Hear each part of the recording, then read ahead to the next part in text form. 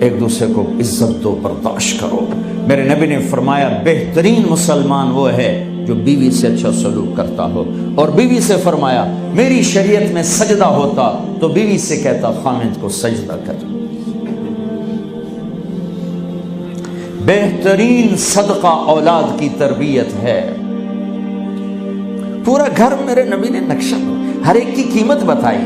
ماں تیرے قدموں تلے جنت، کا کاش میری ماں زندہ ہوتی، تم دیکھتے میں کیا کرتا، میں عشاء کی نماز کے مصلی پر ہوتا، میں سورۃ فاتحہ پڑھ رہا ہوتا، ادھر سے آواز آتی میری ماں کی محمد، تو میں نماز توڑ کے کہتا لبیک اماں جان۔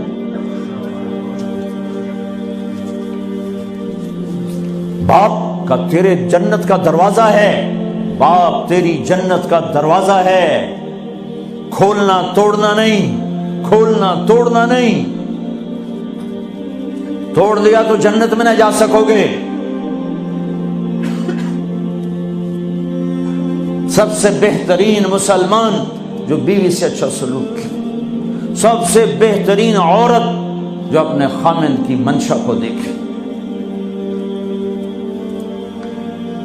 پھر آپ نے ایک عجب بات فرمائی جو معاشرے میں بہت بوجھ بنتا ہے جس کا، ہاں بھائی تمہیں ایسا صدقہ بتاؤں جس سے بڑھ کے کوئی صدقہ نہیں، تمہیں ایسا صدقہ بتاؤں جس سے بڑھ کے کوئی صدقہ نہیں۔ انہوں نے کہا جی کیا؟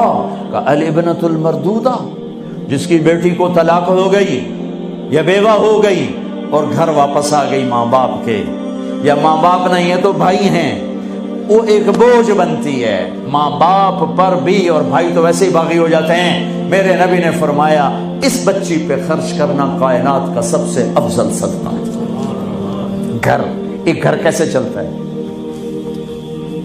ہمارے ہاں پنجاب سندھ بلوچستان سرحد میں بہنوں کو وراثت میں کوئی حصہ نہیں ملتا، سب بھائی کھا جاتے ہیں۔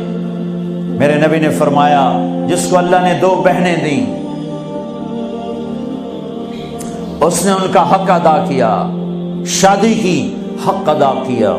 ماں باپ کی وراثت میں سے ہوتا ہے، اگر میں نے کوئی خود کمایا ہے اس میں بہنوں کا حق نہیں، ماں باپ سے اگر 1 روپیہ بھی آیا ہے تقسیم کیا جائے گا۔ جس نے بہنوں کا حق ادا کیا، شادی کی حق ادا کیا، اس پہ جنت واجب ہو گئی۔ جس کو اللہ نے 3 بیٹیاں دی اس نے ان کی ڈولی اٹھائی، وہ جنت میں میرے ساتھ یوں ہوگا۔ ایک بولے اگر 2 ہوں، کہ جس نے 2 بیٹیوں کی شادی کی وہ بھی ایسے ہوگا۔ اللہ بھلا کرے۔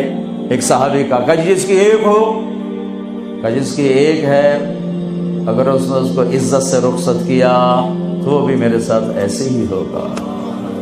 پھر کئی بچیوں کو طلاق پڑی ہے کہ اس کو بیٹا نہیں ہوتا۔ یہاں آنے سے پہلے کا واقعہ، پنڈی سے بچی رو رو برا حال اس کا، میں تو فون سنتا ہی نہیں ہوں ایسے کہ میرا تو کلیجہ پھٹ گیا ہے۔ ہے کہنے لگی کہ سسرال نے کہا تھا بیٹی ہوئی تو طلاق دے دیں۔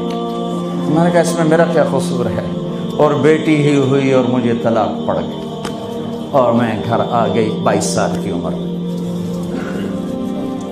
بیٹی دینے والا اللہ اور ظلم کرنے والا سسرال۔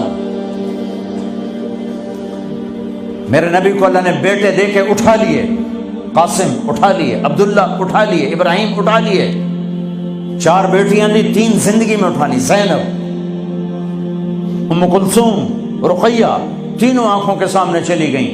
فاطمہ سے نسل چلی، آپ نے فرمایا لوگوں کی نسل بیٹے سے چلتی ہے، میری نسل میری بیٹی فاطمہ سے چلی۔ اس لعنت کو دھویا۔ عورت کا کیا قصور ہے اگر اس بیچاری کو بچیاں ہو رہی؟